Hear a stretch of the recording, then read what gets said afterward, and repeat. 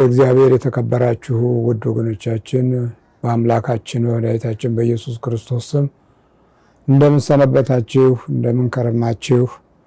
እንደምን ዋላችሁ? እንደምን አደራችሁ? በየክፍለ ግዛታችሁ እግዚአብሔር አምላክ ከእናንተ ጋር ይሁን። እግዚአብሔር ይጠብቃችሁ፣ ኃይሉንና ሰማይ ረድኤቱንም ይላክላችሁ። የልቦናችሁን ሐሳብ እና ምኞት ሁሉ ባርኮ ለፍጻሜ ለክብሩ ለሰማያዊ ረድኤቱና መንግስቱ ያብቃልን። አሜን። የዛሬው ትምህርት ርዕሳችን እምነቱም ባህሪውም የጠፋው ሰው ይሆናል። እምነቱም ባህሪውም የጠፋው ሰው።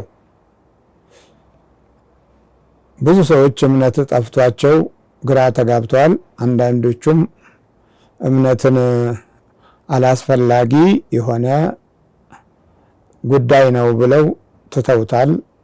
አንዳንዶቹ ደግሞ ራሱ እምነቱ ጠፍቷቸው እምነት ፍለጋ ብዙ ሲኳትኑ አገኘን የሚሉ ቦታ ላይም ሳያገኙት ብዙ የልቦናና የህልና የአእምሮ የስነ ህይወት ኪሳራ ገጥሟቸው እምነት በማጣትም የሚንከራተቱ እና በቃ ከዚህ በኋላ ሶስቱንም አራቱንም አምስቱንም እምነት ሞከርኩት ግን አሁን አቃተኝ ብለው ጭራሽ ከየአቅጣጫው ከየሄዱበት የእምነትን መንፈስ ካለ ታሪኩና ካለ ቦታው በእምነት ጉዞ ውስጥ ካደረገበት ተጋድሎና አቅጣጫ ሁሉ ወጥተው እቤታቸው አድፍጠው ቁጭ ያሉ አሉ። በቃ እምነት ይበቃኛል፣ ሁሉንም ሞከርኩት አሁን አቅቶኛል፣ ተስፋ የቆረጡ ከዛ በኋላ ራሱ ባህሪያቸውም ጠፍቷቸው በየቦታው እየሄዱ ከሸመቱት ከተጫኑት እና ከተሞሉት መንፈስ አንጻር ግራ ተጋብተው ሁሉ ቦታ ላይ ተሞልተው ሁሉም መንፈስ ቅዱስ ሰጥቻለሁ እያለ ህይወታቸው ላይ የተሰወረ ጭነት አሸክመዋቸው ዞር የሚሉ ልዩ ልዩ የመናፍስት መናኸሪያ ከሆኑ ሰዎች ተጭነው የተሰቃዩ ጥቂቶች አይደሉም። እና እምነቱም ባህሪውም የጠፋው ሰው ማለት ልክ እንዲህ አይነቱ ነው ማለት ነው። እግዚአብሔር ምሕረቱን ያብዛልን። ተአምር እኮ ነው።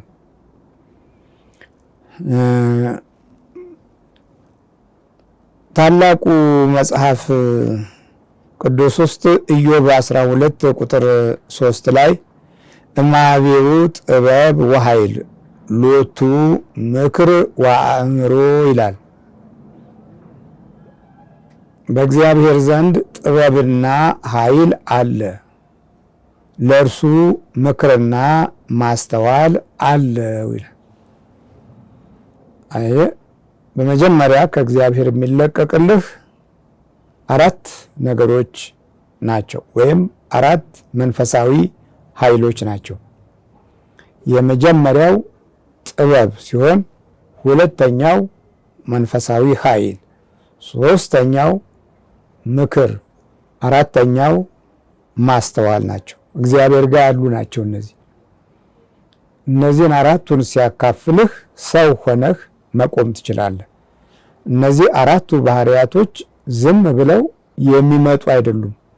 ስትፈልጋቸው ነው። በአምልኮት ውስጥ ስትፈልጋቸው ይህንን ህዝብ መራበት ጥበብ ስጠኝ ብሎ ሰለሞን ለመነ። በዛ ጥበብ መሰረት የማስተዳደርን መንፈሳዊ ምሪት እግዚአብሔር አምላክ ከሰማይ ለቀቀለት። ጥበበኛው ሰለሞን ተባለ። የጥበብን ኃይል እግዚአብሔር ሲለቅ ከዳዊት ከምስጋና ጥበብ ቀጥሎ ጥበበኛ የተባለው ሰለሞን ነበር። የጥበብ ኃይልና ምንጭ የሆነው ማን ነው ማለት ነው? እግዚአብሔር ነው። ጥበብ ምንድን ነው? ሆክማ ይላል በዕብራይስጥ። የመጀመሪያው አንደኛው ከእግዚአብሔር የምናገኘው ጥበብ ነው። ሆክማ ወይም ሐክማ ይባላል። የሚገርም ነው። ኸት የምትባለዋ ፊደል ናት። አሁንም እዚህ ላይ ጥበብ ማን ነው? እግዚአብሔር ነው። የጥበብ መጀመሪያ እግዚአብሔርን መፍራት ነው የሚል ቃል እናገኛለን። ስለዚህ እግዚአብሔርን መፍራት ስንጀምር ጥበብ ይሰጠናል።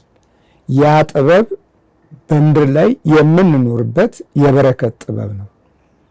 ያ ጥበብ የማስተዋል ጥበብ ነው። ያ ጥበብ መንገድን የማወቅ ጥበብ ነው። ከዛም አልፎ ተርፎ በሕይወት ውስጥ በረከት የምትሆን ጥበብ ናት።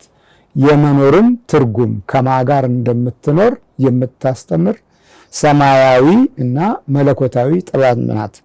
ሄት ማለት ሕያው የምትለዋን ቃል የያዘች ናት። በቁጥር ስትተረጎም ደግሞ በጣም ሰፊ ናት።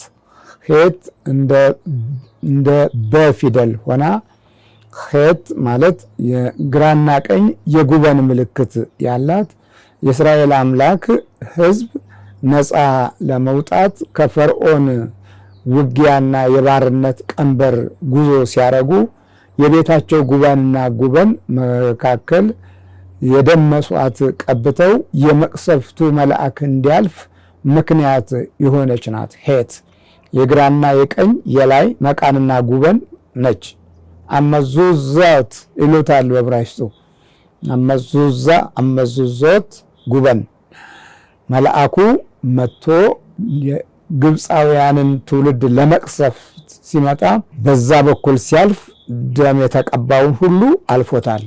ምክንያቱም ምስጢራዊ የሆነ የመዳንን መንገድ በደሙ በኩል ገልጾላቸው ነበር በሙሴ በኩል።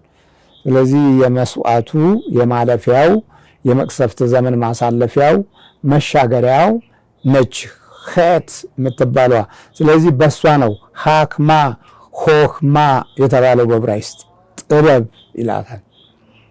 ይህ በጣም ሲተረጎም ደግሞ ኮ ካህን የሚለው ፊደል ነው። ኬፍ ካፍ የሚለው ነው። የካህን ፊደል ነው። እኔም የ40 ቁጥር ባለቤት ናት። በ40 ቀን ተጠምቀን የ40 ቀን ጾመን ሰማያዊ መለኮትና መንፈሳዊ ኃይል የምናገኝበት ነው። ደግሞ ሃክማ ሄ የምትባሏ ናት። የሕይወት እስትንፋስን እፍ ያለበት ድምፁ ነው። እፍ ሲል የተላለፈባት ናት። መንፈሳዊ ነፋሳትን የመንፈስ ቅዱስ ኃይልንና ጥበብን የምታሳይ ናት። ሃክማ ወይም ሆክማ ምን ማለት ነው? ጥበብ ማለት ነው።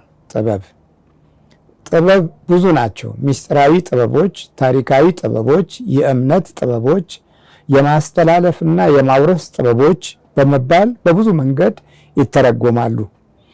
ይሄ የሌለው ሰው እምነቱም ባህሪውም የጠፋው ሰው ነው።